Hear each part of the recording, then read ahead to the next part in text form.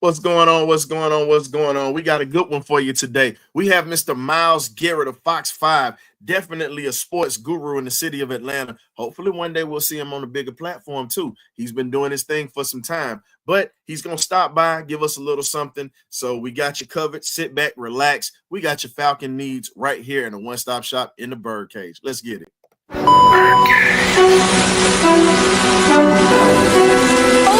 y'all, this is it.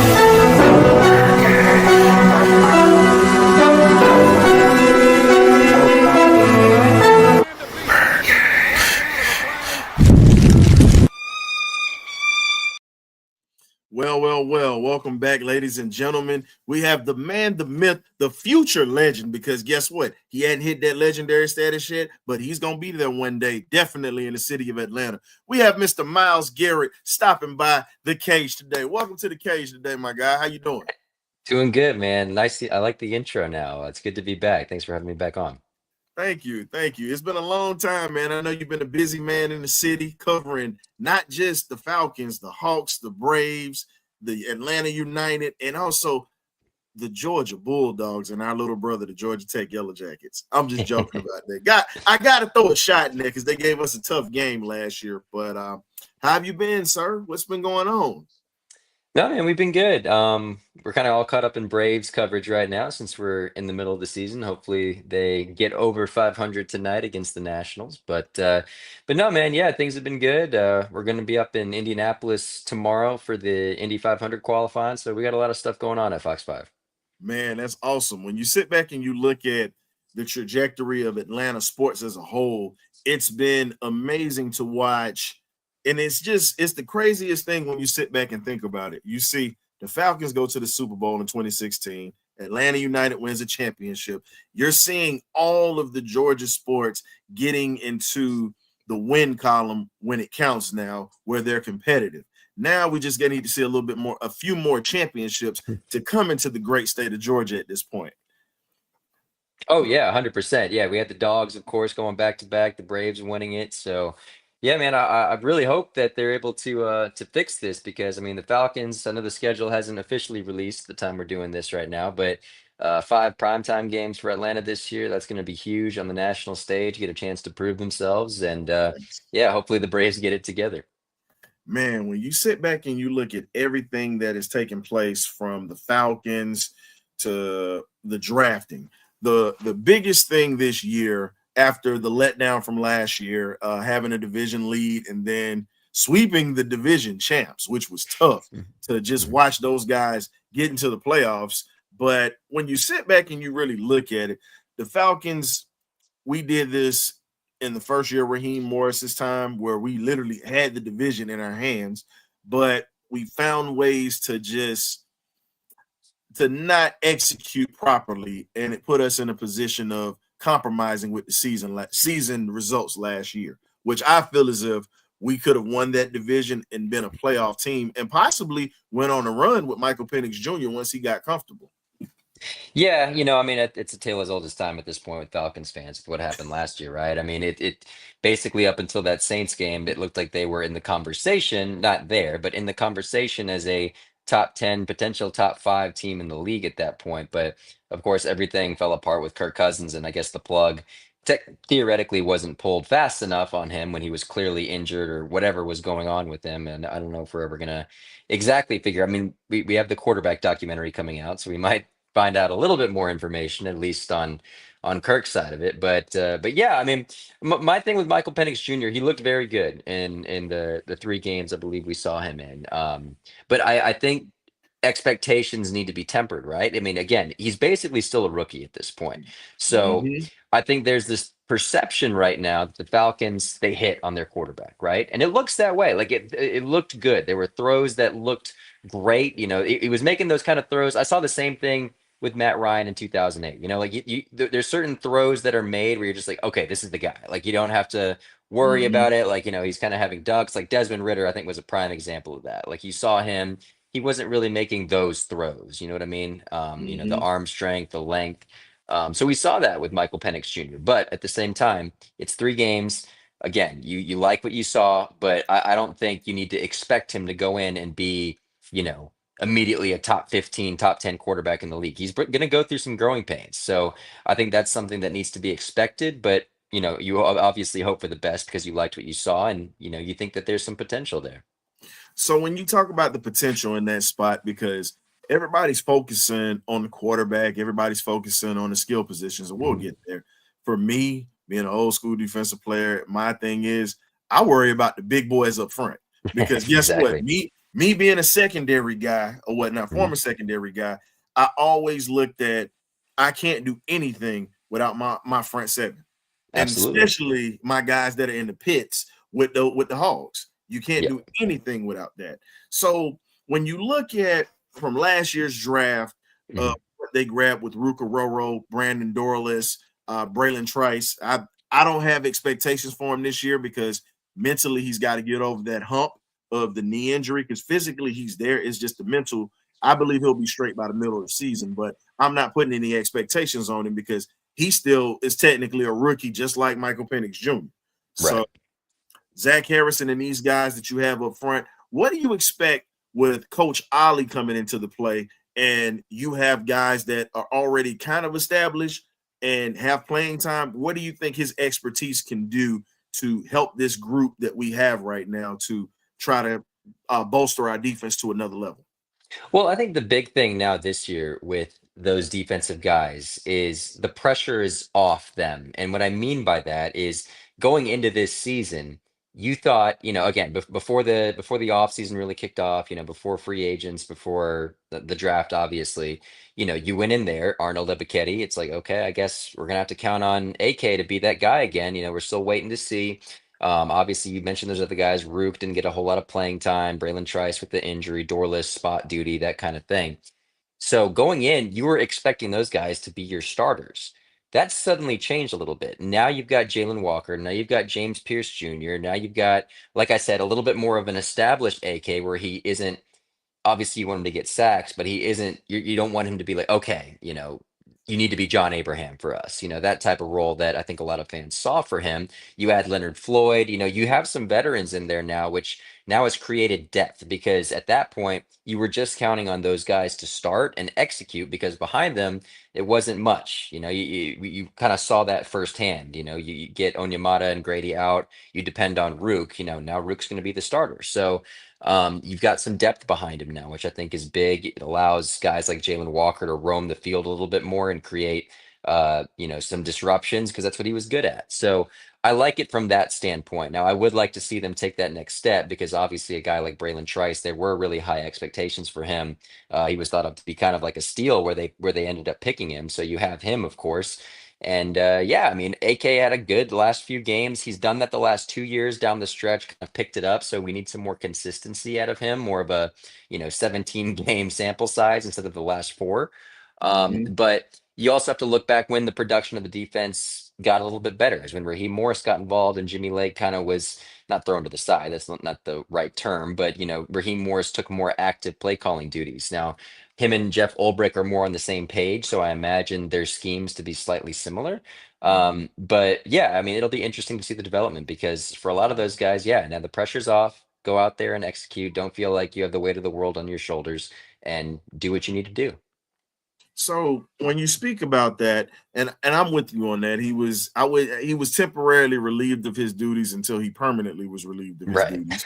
Um, but when you look back at it, you have one of the greatest defensive minds in Jerry Gray Right. and on this defense. Now, with Jeff Ulbrich being able to mesh his linebacker play, and then you have Coach Ollie's um, defensive line play that you're going to mix in, how does this help bolster the secondary that Jerry Gray is in with? He's already, you've seen the turnaround with AJ because AJ struggled until Jerry Yeah. Gray kind of got his hands on him and kind of molded him. We look back right now at Mike Hughes. If he can stay healthy, I think he could be a factor. But when you look at the young guys that they're bringing in and whatnot to this secondary, from Xavier Watts to Billy Bowman and then Kobe Bryant and also Dante Manning out of Oregon, who definitely was a quiet steal. How do you feel that Jerry Gray is going to be able to help this secondary progress into a situation where they could be nothing but a takeaway unit? Yeah, I mean, I think right now that's my biggest question mark for this team is that cornerback two spot because you know what you have in AJ, you know what you have in Jesse. I think that cornerback two spot is sort of that wild card for what you're going to get because that's really an area that they didn't really address rather in the draft. You know, you kind of re-sign some of your similar guys. Now, I do like Billy Bowman. I don't think he's going to be necessarily your because everyone will question like why do you draft two safeties with Watts and Billy Bowman? I think Billy Bowman's got some more potential there in the nickel, kind of potentially sliding down that areas where he's not just sharing reps with Xavier Watts. But I Mhm. do expect Xavier Watts to eventually start for this team right there with Jesse because I think he's that good. I think they've got a pretty good deal getting him that late in the NFL draft. So I do think there's a lot of potential there, but yeah, that cornerback two spot is kind of the big question mark because I mean, you saw the highlights over and over last year with Justin Jefferson, that catch in Minnesota kind of highlighted the poor depth really that they have in the secondary outside of AJ. So hopefully, those guys are taking their next steps, but no, Jerry Gray is one of the best in the business, and Jesse himself has talked about how he was a big reason that he wanted to come to Atlanta, this, that, and the other. So yeah, Jerry Gray definitely knows what he's doing in that secondary. But see, most folks don't understand that Jerry Gray has ties to a former Atlanta Falcons legendary coach that we had with Jerry Glanville. And I Mhm. make sure that I put that out there because everybody seems to, a lot of younger fans don't know this, but Jerry Glanville pretty much was the architect of that Grits Blitz defense in Yep. 1977 coming up. And we had BirdCage alumni Doug Plank, Mr. Hitman, that played for the Chicago Bears back in the day, come on. And he talked about it. He said the first time he saw it, he said, Buddy Ryan was not the architect of the 46 defense. Let me make that clear. He just renamed it. He said the guy that started this, and you go back for fans out here, you can go back and check out that interview. He said Jerry Glanville started that where he was mixing in pressures upon pressures coming from every side. And no one has seen Walter Payton get beat up like that. So when you talk about Jerry Glanville being one of the smartest defensive coaches, Jerry Gray got a lot of that when he played for him in Houston. So we're still seeing a lot of the aggressive play. We're seeing the physicality when it comes to our secondary because that was something that we lacked, unfortunately, for a while, where we had guys that would come up and hit and actually wrap up. We hadn't seen that since Willie Moe was here, honestly. Yeah, that's a pretty good assessment. But yeah, no, the grit splits defense, everyone forgets that's one of the top 10 defenses of all time, and it always is forgotten because the team just wasn't very good. But no, that Yep. was one of the greatest defenses ever put together. You average when you average 9.3 to 10 points a It's the same game. stats as the 85 Bears, if not slightly better. Yep. And that was what Doug Plank said. He said Mhm. their defense was better. He said the problem was they didn't have an offense. Yep. And when they figured it out, 1980 happened. Yep. So I mean, like I said, I see a lot of greatness that's possibly coming to this team right now. And you look at the linebacker core with Jeff Ulbrich, you bring in a Diablo who with the Raiders in tackles, and unfortunately a knee injury hampered his career. But I think we're getting him with the chip on his shoulder, and he's got something to prove. You got Bertrand that's still here.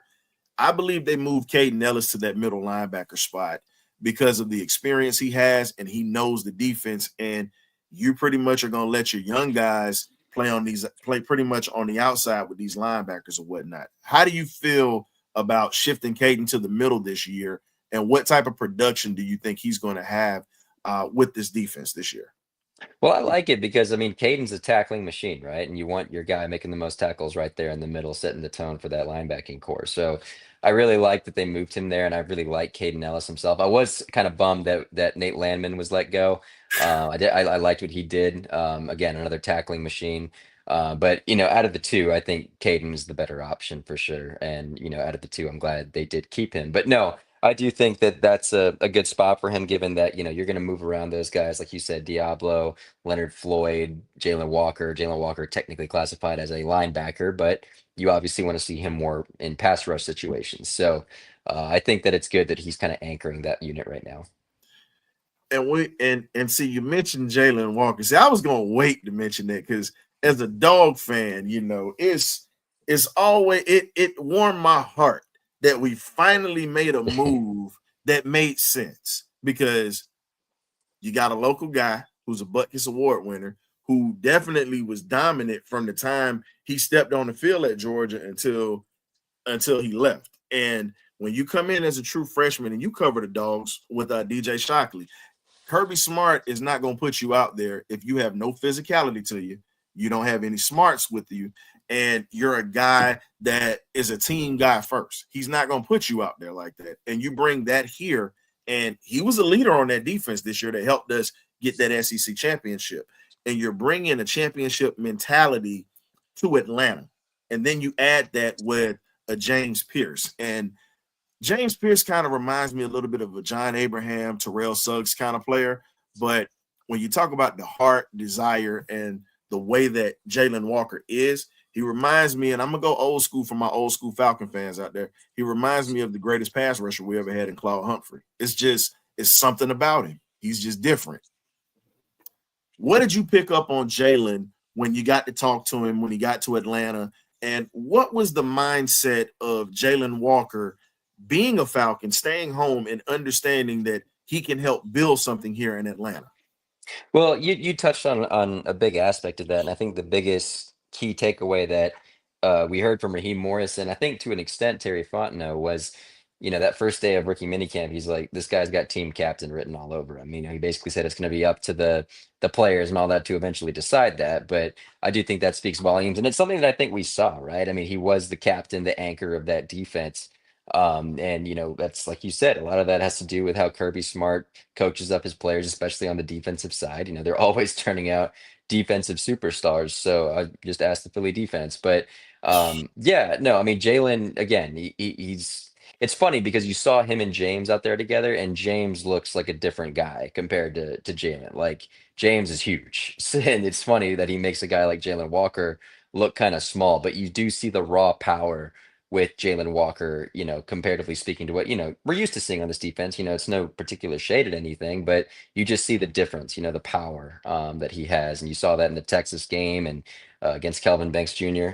So that was good. But going over to the Saints, but at the same time, yeah, he did put in some good work this year. And like you said, it was funny because I was at the stadium for the NFL draft when that pick was announced. And I think that's the first time in a long time, and I tweeted this out, that I think I've seen Falcons fans so universally excited for the pick, right? Because last year, Penix obviously was controversial. There were some people that weren't a fan of it. Kyle Pitts, at that time it was a given, but there were people that wanted maybe another player like Parsons or Sewell. And then, I think you did pretty well with Bijan, but some fans wanted Jalen Carter, at that point. And then you go to Drake, there's an argument for Olave. So I think all of those selections, again, I think for the most part were good, but somewhat divided at the time by the fan base. This one I think was completely different. When Falcons were on the clock, everyone there was like Jalen Walker, Jalen Walker. It's so obvious, right? And they picked him. So I think it was definitely good for the home base here to be excited for a local guy to make it to Atlanta. And I'm not gonna lie, I still stand on it because I said it when it was happening. Bijan is coming around for me, but I wanted Jalen Carter because I said at the end of the day, you can't win ball games without the trenches. And we struggled in the trenches for the longest. And you're talking about a guy, and I'm not gonna sit here and do that because Bijan is here. We're supporting him because he's got this Right. logo on. And at the end of the day, I look at it like this: you saw Jalen Walker dominate that NFC Championship game and literally put Matthew Stafford and the Rams out of it with critical plays at the end of the ball game. You saw that. He Yeah. just has the ability to take over a game just like that. Now, Bijan, on the other hand, I feel as if there's some great talent that's there that I feel like hasn't even been tapped into yet. I think we've seen flashes of greatness, but I think it's going to come out when the offensive coordinator Zach Robinson gets a little bit more comfortable with putting him in better positions, because he put him in great positions this year and he was a top 5 back. But I think we need to also remember that we got another back in this backfield that broke William Andrews' record sharing the ball with 4 other running backs with Tyler Algier. Mhm. Do you believe that? Do you think that Tyler Algier is going to be used a little bit more this year, or are we going to eventually use him as trade bait maybe for next year, put him in a position to get some value for him? Well, I would certainly hope. And one thing that was, I mean, it still is great about Tyler. It's a great running back room that you have, is that it almost seemed like every time he touched the ball, good things happened last year.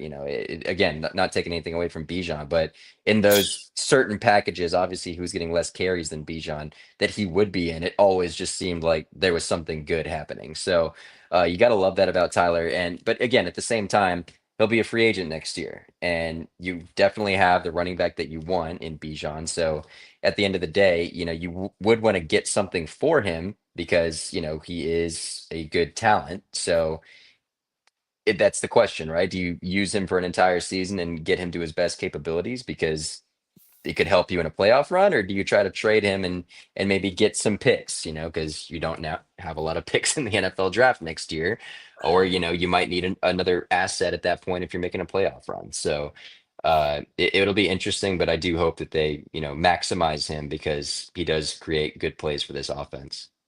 My thing is, I understand where a lot of people were going with this. Like Bijan, you have to understand this. Those are 2 different types of backs. Bijan can run between the tackles, but Bijan is not. He'll run you over if he gets a chance. But Bijan is not that guy that looks for contact. Bijan is pretty much going to put you in a situation like Thurman Thomas did, or LaDainian Tomlinson. If you have him one-on-one, good luck trying to tackle him in space. That's like trying to grab a jackrabbit. And we've seen him leave guys' ankles, jock straps, and everything in lots of spots on that field, many a Yeah, I time. mean, I think the ideal comparison for them, obviously, neither one of them I think are there yet, but I think the perfect scenario for how their usage should be is LaDainian Tomlinson and Michael Turner, how they were used with the Mm-hmm. Chargers back in the day. And you saw obviously Michael Turner walked in free agency and was a great back. I again would hope that we don't see that with Tyler, but it could be a similar situation like that because they are kind of similar styles of runners. One's Mm-hmm. very hard nosed in between the tackles, whereas the other one can create a lot more plays in space and even in the passing game. So I think they're both pretty similar in that way. And we saw, and Algier showed us it was a 75-yard screen play that he caught in the In Bears Chicago. game where he Mhm. showed off that speed. And definitely I would keep him if I were the organization. I would Right. keep him here because he and Bijan are a great 1-2 punch, because Bijan is gonna wear you down pretty much with you get tired of chasing him.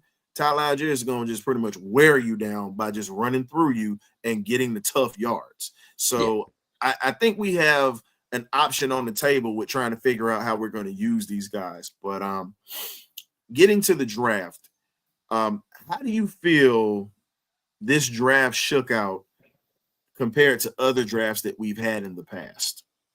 Well, this draft it's gonna completely depend on how this defense turns out, right? Because if it doesn't turn out and generate pass rush, then Terry Fontenot may be looking for another job next year. And, it's come down to this point. And I love Terry, and I thought he did a pretty good job in this draft. In fact, I think this was his best draft class that he's ever had. He Mm-hmm. gets 2 SEC pass rushers. Again, it'll just be dependent on that because you don't have a first round pick next year. That's always going to be scrutinized if it doesn't work out.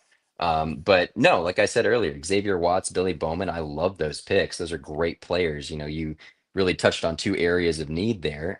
But again, the question will be, are you fully trusting of Caleb McGarry to protect Michael Penix's blind side? Like, are you fully Hmm. comfortable with that secondary option outside of AJ Terrell? There's still, again, you like what you're seeing on paper, but nothing changes until you actually see the game or the games rather play out. So, and like we said, Michael Penix Jr., we love him. He's been injury prone in the past. So if he gets hit too hard, you never know what could happen, and that changes your season completely. So, it's a lot of questions that you need to see, until the games are actually played. But to answer your question, no, I thought it was a good draft. We'll see what Jack Nelson can do. I know he was a late round selection. It's hard to see those guys kind of make it. I did like the undrafted free agent pickup of Kobe Bryant. I thought that was a really good pick. I imagine he'll probably get some meaningful reps to start. So yeah, no, overall, I do think it was a pretty good draft. And when you speak about Jack Nelson, this is a stat that most people didn't pay attention to. Jack Nelson had 393 snaps, and he only gave up 1 sack in pass pro protection. Yep. And when you look at certain schools from Notre Dame, you look at Wisconsin, you look at Iowa, you look at certain school in Nebraska, any of those schools, they could be horrible. But the one thing that you know you're going to get are Offensive line. durable offensive linemen. And Yep. then in the case, you get some great defensive linemen that come out of those Hmm. schools too. So when you see it, I think, and this is just my opinion on this, I believe he's going to take Caleb McGarry's job eventually because, you don't have to say, see, I can say it. I'm fine. I'm not getting paid to do this. I do this because I love the game. I love this team. Caleb McGarry is just as open as the turnstile at the College Park MARTA station. Let's be honest. Everybody gets through there. Now, last year, he had an improvement. He had a great improvement last year. The question is, can it be consistent for this year going forward? Because Specifically in pass protection, because I think he's an elite run run blocking. blocker. I think he's fantastic at run blocking. It's just like you said, the question now with the left-handed quarterback, the blind side. And this is what's scary. Now, you pointed out Penix injury history, and I know some of my guys who they're that's on the panel. Oh, well, I'm not gonna sit there and crap on that and da da da. He's here, and no, I said you got to be realistic. Yeah, Penix is a dog; he can play, he's but great. Yeah, but the question is, how does he hold up if that right side of his that he can't see anything coming from is getting whipped the whole game? exactly. Because think about it, Kirk Cousins dealt with that with TJ Watt. Yep. And a lot of the Mm-hmm. teams that we're playing this year, and we looked at some of the schedule, they have elite edge rushers coming in. 100%. Yeah, no, it's gonna happen. I mean, look, it's part of the growing pains. He's gonna take some hard hits. Luckily, he didn't take any in those first few games that he started.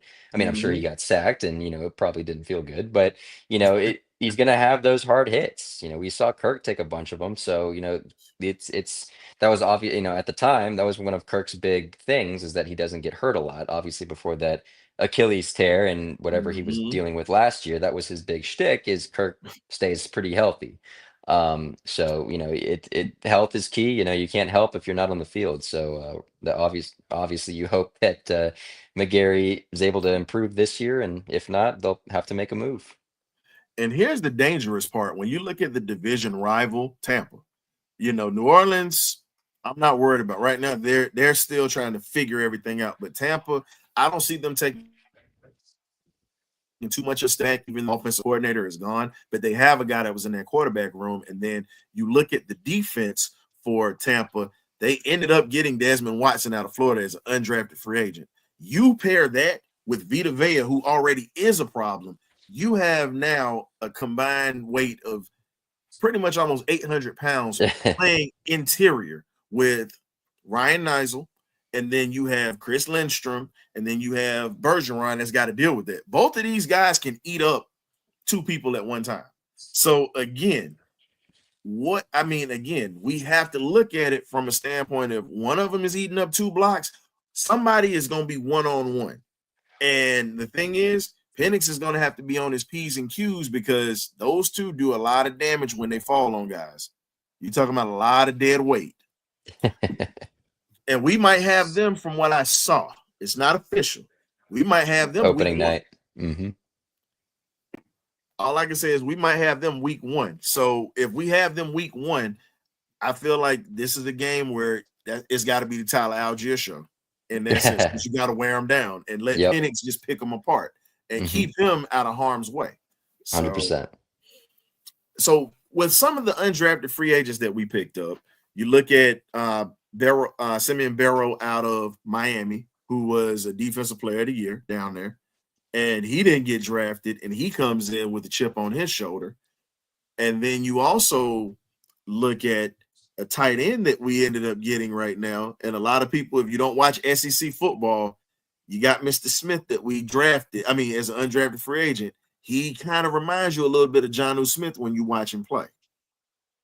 How do you feel with some of the guys that we got from Nick Nash, Skinner, Barrow, and you looking at how the undrafted free agency side of the house went? Can you see some of these guys really challenging starters or backups for their positions in camp? Well, it's tough to answer at this point, right? I mean, they're just seeing the field. You'll see some of the, most highly regarded undrafted free agent picked up by a team and they get cut by training camp.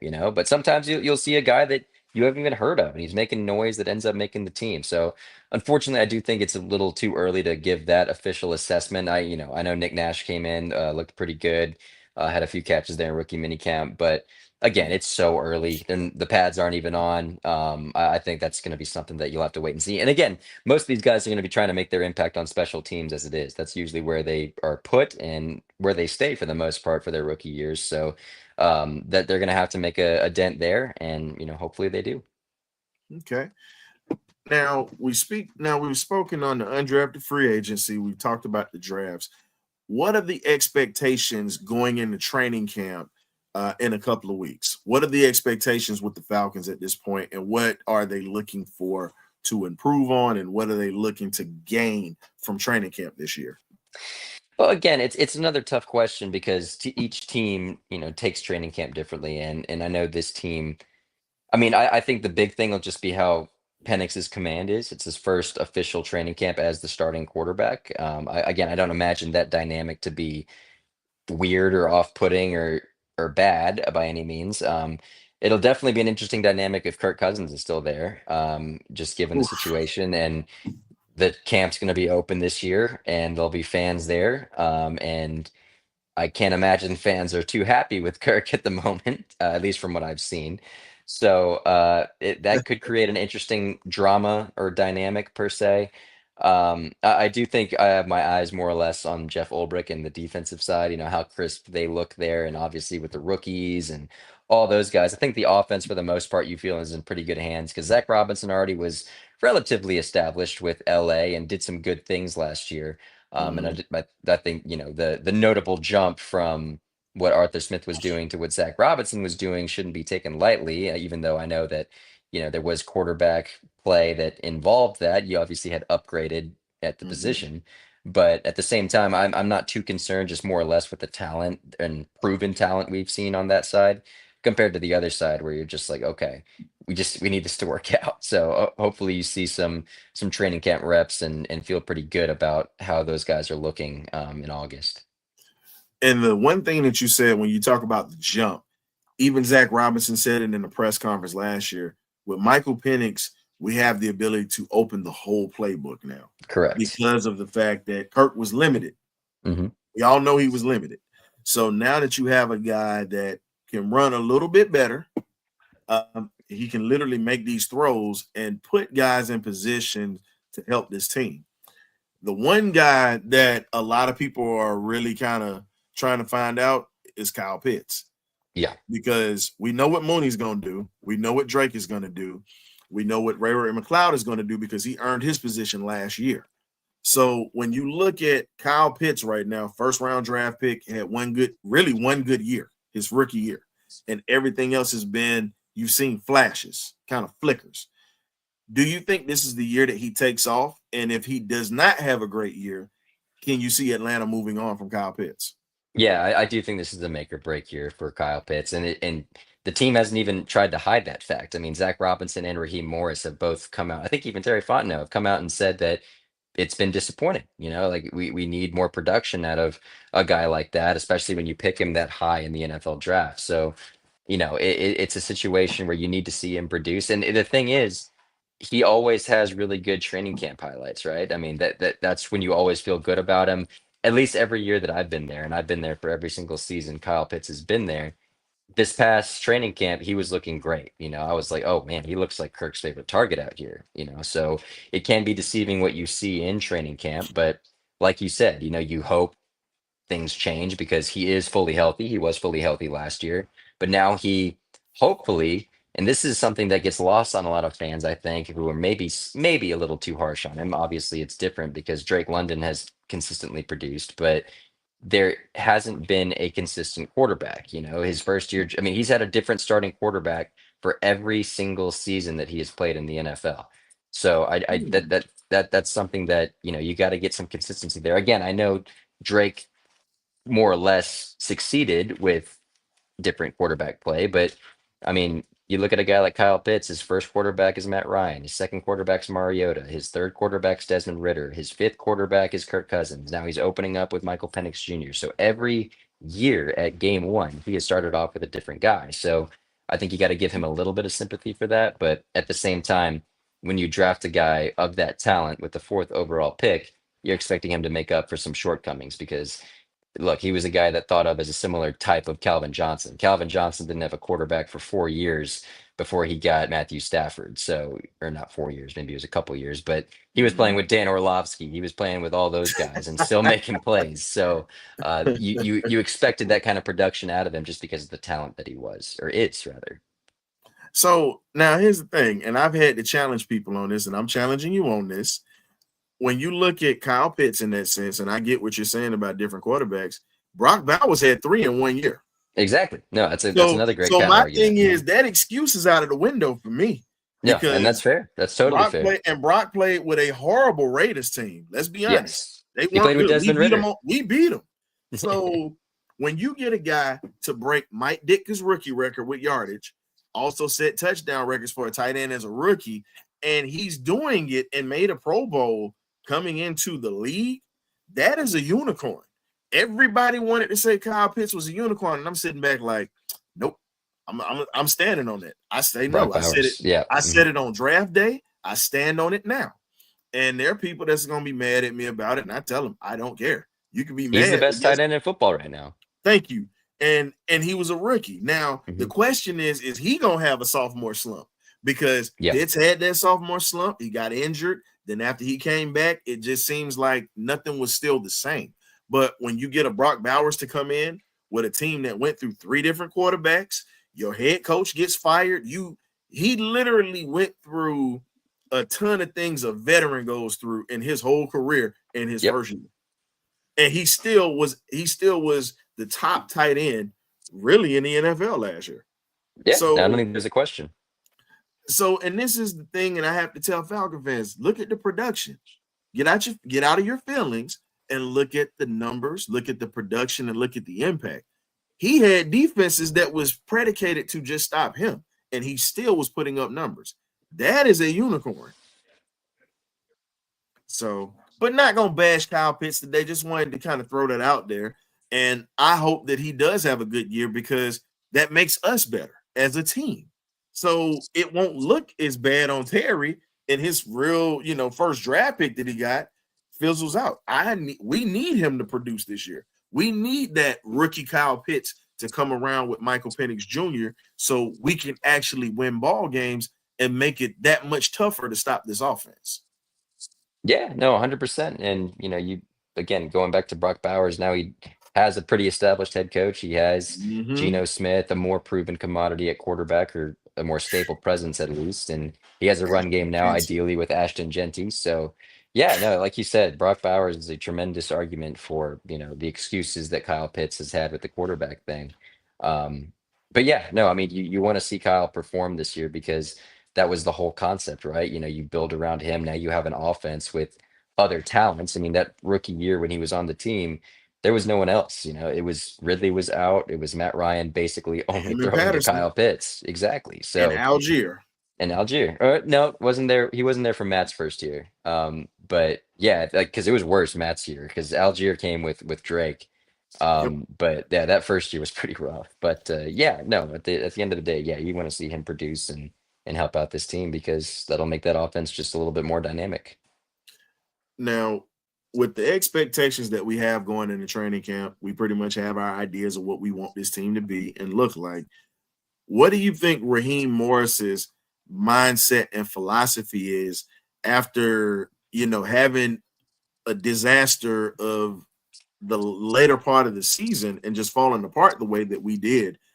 How did he take that when it comes to taking accountability for that? Because, we have our ways of seeing it because, again, it was on television. We saw how he kind of interacted with the media a little bit with D-Led and so many other Mark Zeno and those guys. And we saw how that was. And a lot of fans have voiced an opinion and said it seems like he's not taking accountability for what happened. But what did you kind of get from Coach Ra when it came to taking the accountability for this team and really saying, "Hey, we got to fix this" or whatnot? What was the mood like for Coach Ra since the end of the season? No, he took accountability, at least in my eyes. I think him and Terry both did that, at the end of the day, because they know what it is. It was a disappointing finish, and they obviously had playoff expectations this year. So I do think that they were accountable for what occurred. And again, the Mm-hmm. thing with Raheem Morris, he's a player's coach, so the players really like him. If I could compare it, I know Arthur Smith would take accountability as well, but it came across more like Raheem was doing that a little bit more than Arthur. So I do think that Yeah. was a nice improvement. Again, not bashing Arthur by any means, but it just came across that way, and you kind of see why a guy like Raheem Morris is a player's coach as compared to a Arthur Smith. A lot of players want Mhm. to play for Raheem Morris. So yeah, no, I mean the expectations are high. He's optimistic again. Everyone's usually optimistic around this time of year. But yeah, hopefully, again, it's you got to produce, and hopefully he does that. Do you feel that with the weapons that Raheem Morris has this year and with the production that we're expecting now offensively, because these guys have been in this offensive system for a year and the defense is I know it's going to take them the time to adjust, but I give them by the middle of the season to be, rolling on all cylinders. What is it with Raheem Morris or whatnot? What do you think his mindset is, not just optimistically, but how do you attack this division this year now that you've had a taste of it as the head coach for the Falcons for the first time, and now you're going into year two? How do you think he attacks this division, and how do you think he gets in good graces with the fan base back in good graces with the fan base again? Well, I think, I mean, that's a tough question because it's a pretty simple response in that the bottom line is to win games. And I think for the most part, at least divisionally, he did pretty good last year. I mean, like you said Yeah. earlier, he swept the Buccaneers. That Saints, the first win against the Saints was good, but that second one was kind of the start of when things started falling apart. And then obviously, that last Panthers loss was a real bummer because it kind of highlighted everything that went wrong with this team this year. And was frustrating is you saw a lot that could have gone right, because Michael Penix had his best game there, and but the defense just couldn't get on Bryce Young. He started looking like a great quarterback. It's weird. All those great quarterbacks are, whatever quarterbacks always seem to have their breakout game against Atlanta, and that was when everyone said, "Oh, Bryce Young might actually be a franchise quarterback," which he still might, but all year long there were a lot of questions about Bryce Young, basically, and then that Falcons game put him through the spotlight a little bit. But the long-winded answer is you got to win games, and you saw flashes of it last year. Hopefully that you chalk that up to first year being the head coach, and he's made improvements. But yeah, I mean, if he doesn't do that this year, I can't imagine how Arthur Blank would keep both him and Terry Fontenot, because he's in the business of winning games. He's had to wait a long time. He thought that this roster was, again, there was an argument to let Terry Fontenot go last year because of you don't see a lot of GMs last for 5 years having not made the playoffs once or a winning season. Terry Fontenot, I think, has gotten a lot of leeway. So Mhm. it's definitely a big prove it year for, I think, both head coach or both guys, because you especially look at Raheem Morris. I mean, He didn't win when he was in Tampa Bay. He obviously rehabilitated his career as a defensive coordinator and defensive assistant and won a Super Bowl. But if he has another losing season, that's kind of who he is at this point, right? Because you've got finally a roster that has been deemed very talented and some proven veterans and some really exciting rookies. If you can't develop that and turn it into a playoff threat, then you've seen teams that have started off in worse rebuilds make the playoffs a lot quicker. You look at the Chargers, getting to the playoffs immediately with a coach Harbaugh. All these turnarounds can happen really quick. So this would be a 6-year turnaround that wouldn't have happened yet for the Falcons. I can't imagine that those guys survive. And I, like I said, I like Terry because he was able to balance the books. Most people aren't looking at how big and crucial that was when he came in and what the contracts were like, and he was able to get money minus what happened with Kirk Cousins, as you said. Mhm. And when you look at the moves that he's made, we nicknamed him. It's a couple of nicknames we had for him. We call him Tight Wide Terry here, or we call him Government Stamp Terry, because he does so much with so little. So when you look at how he was able to bring in Jesse Bates, Matthew Judon, and we're gonna get on Matthew Judon as well in a sec. But I see your buddies. I see you. I saw the tail wagging. I see your buddies say, "Hey, Oh, Dad, he's you saying gotta hey. give me a little love. I'm back here." Yeah, he's been growling for a little bit. He wanting some pets, so we gotta show him some attention here. Nothing wrong with him. I love dogs anyway, so I'm fine with it. but But getting to it now, when we were speaking to, I mentioned Matthew Judon. Now he finally comes out and he speaks on what seemed to be the obvious mistake last year with Jimmy Lake and how that defense was run. And he was very boisterous about everything. Didn't hold anything back. I think from a professional standpoint, I think he probably should have said it during maybe in a different setting behind closed doors and been vocal about it. But we don't know if he was or not wasn't. But coming out just flat out saying that and just it just wasn't a good look right off the bat. How do you think that this? How do you think this hamper if it hampers his career or does it help him get somewhere else where he still has juice left in the tank? Compared to what he started off with earlier this year. So how do Yeah, you feel that that helps him or hurts yeah. I him? mean, I do, and I heard this on 92.9 actually a couple days ago. They were talking about this very topic, and I think Judon actually has a little bit more leverage than I think we think when it comes to this. Because you look at Matthew Judon's career, I mean, it was the whole dilemma for the Falcons or Falcons fans, right? You get a guy who was basically right up there among the most consistent pass rushers in the Mm, NFL, at least numbers, right up there at, I think, the tier below TJ Watt and Miles Garrett. It's kind of Trey Hendrickson and Matthew Judon at that point. So you thought you had a proven commodity, and his one single outlier, crazy, not as good season is with the Falcons. Now, again, this is I mean, it is a little bit of a slight to the team, but it's like it's a team that hasn't been a winner the past 5 years, that hasn't proven themselves as a consistent winning organization.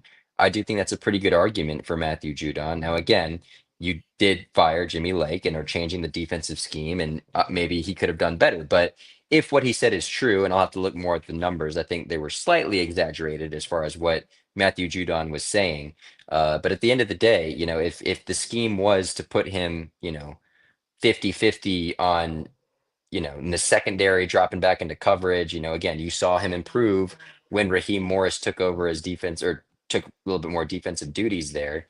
I think it just could be a Jimmy Lake situation where, hey, that's what happened. That's who the defensive coordinator was. You look at the defense as a whole, we just weren't doing very well. hmm. Okay. No, that definitely makes sense. And the other thing I was gonna bring up, Young Wei Koo. Struggled, last year with the injury that he had. We were putting him out there, and you look at the consistency that he's had because he's had that leg injury, hip. He's dealt with a lot. At this point, do the Falcons continue to gamble on Young Wei Koo, or do they go ahead and give Lenny Craig an opportunity to compete for the starting job as the field goal kicker for this team? Well, I think that's why they brought him in, right? I mean, you don't bring another guy in unless you're wanting some competition. Now, again, I think the main thing with Koo is, he's going to be your kicker. I don't think he's in danger of starting the season as the backup. But if he starts off being as inconsistent as he was last year, then you start having a conversation. Because I think, again, he showed signs of it. I think 2 years ago, he was pretty good 2 years ago, but you started to see some misses that he generally wasn't missing as much. Then last year, obviously, he was kind of all over the place. So you give last year hopefully as the mulligan, but this year, if he shows signs of it, then it might just be who he is at this point. You got to open up that competition, maybe. Hey, give Wes Blankenship a call. He's looking pretty good over there in the UFL right now. I think he's He's perfect. perfect right now. So yeah, I mean, I think it's something that you monitor and hopefully don't have to address. Okay, no, that makes perfect sense or whatnot. I know you're gonna be covering dog. I know you're gonna be covering everybody or whatnot. But now that we've drafted a dog in the first round, do you think we actually continue to see a trend of us bringing talent that's in the backyard finally back here if they actually have talent that's coming out? And this is for I got this from a Georgia fan. They wanted me to ask you this question. So they wanted to know. They're Falcon fans too. So they were saying, well, we got Jalen. Does that start a trend? Yeah, I mean, you certainly hope so, right? I mean, like we said earlier, I think Philadelphia has shown that drafting consistent Georgia Bulldogs will end up working out in your favor. So obviously you hope Jalen Walker works out. But I mean, again, we're not the ones making the draft decisions. They all have their own scouting departments and what they view. Now, I do know this. The Falcons contingent was very consistently and very much present at Georgia's workouts. So Mm-hmm. you saw the signs that, Yep. they were very interested in these guys. So, hopefully you see more of that if Jalen Walker produces, even if he doesn't produce, I think that you shouldn't just ignore what's going on over there in Athens because it's basically become an assembly line. And lastly, for me, is my last question because I know you got to get out of here. Um, I want to know this because like I said, I support HBCUs heavy, and I don't make any bones about it. When are we gonna start bringing in more HBCU players to this team? And have you heard anything? Because one of the biggest, one of the best performers on this team that made the Pro Bowl, Mr. Kadero Hodge, started at Alcorn State, finished off at Prairie View A&M. And when you look at him, and he won the Tampa game for us. You look at the New Orleans game, he blocked the punt and scored a touchdown, and he was consistently blocking kicks in the Raider game. He was making plays all year. And he's always been a playmaker, even going back to those days.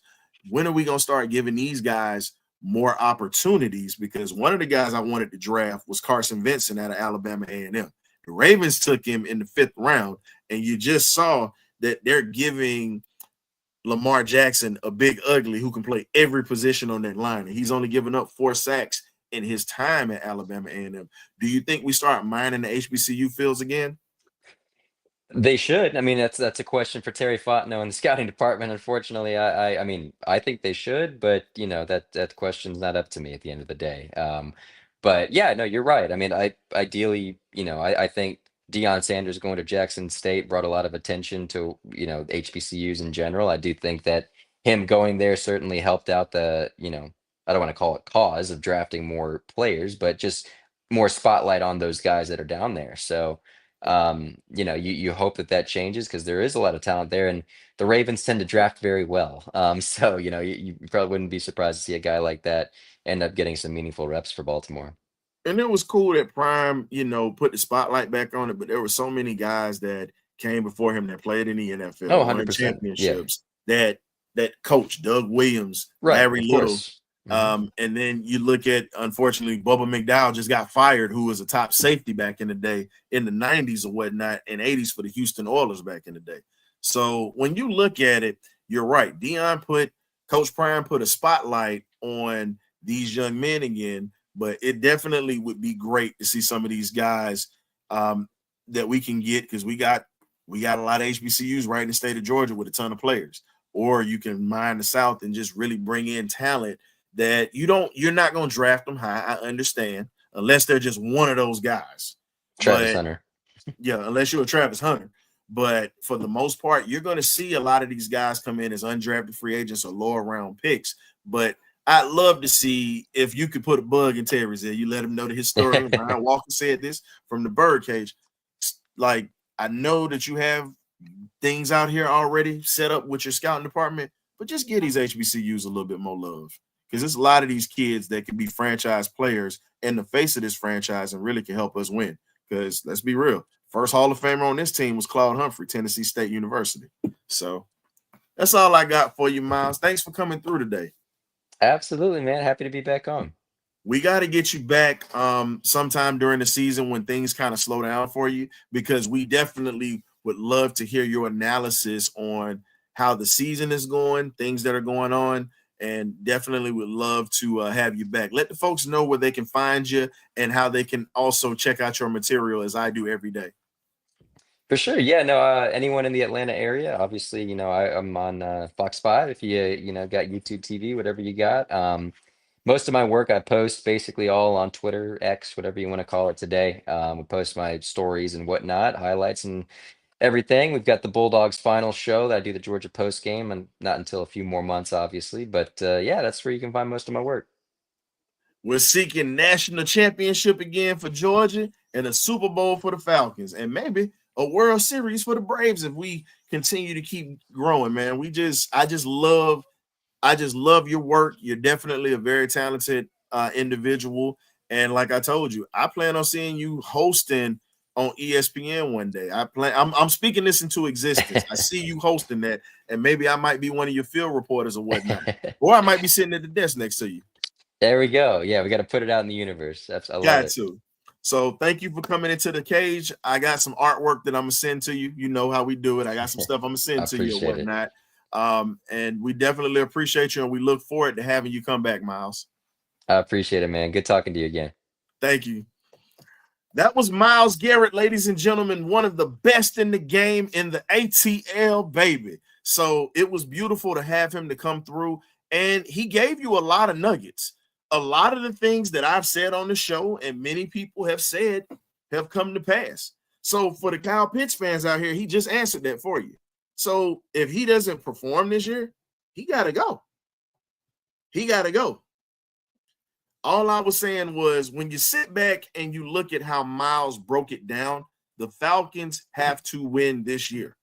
There's no ifs, ands, or buts about it. So he answered your question. Raheem does not win this year. He's out the door. Terry might be right there with him. I don't want Terry to go, but he might be right there with him. You just heard it from a man who covers this team. So there are many things that have to be done, and there are many things that have to be changed in order for this franchise to hold on to these guys, because we have a loaded team. Training camp is coming up. You guys are getting ready to see guys running around, practicing hard, doing what they need to do to try to make this squad. But again, 5 primetime games this year on television. They really believe in the Falcons are going to be entertaining. And I really think that now that Michael Penix is taking the mantle and they got to see him on primetime TV against Washington, he showed that he can battle with the best of them. So definitely can't wait for this season to start. The offseason is coming up. And then tomorrow we have Mr. Ollie Johnson coming into the Birdcage on the perch. And we're definitely going to talk to him. He had a long NBA career from South Philly, Temple alumni, Hall of Famer, and played in the NBA, played for the Atlanta Hawks, Chicago Bulls, Kansas City. Well, they were the Kansas City Kings back in the day. And he also played for the Portland Trail Blazers. So please, please, please check us out tomorrow night. Had to do a little something for you guys when it came to Falcons football, because I knew we were going to have an interview, and Mr. Garrett graced us with his presence today to answer a lot of questions. So thank you for tuning in today. You guys be blessed, be safe. Getting through that Atlanta traffic is hell right now, but y'all got to get it done. So we'll see you guys tomorrow night. You either get right or you get left. You got right by tuning in, so we getting ready to get left. Ghosts.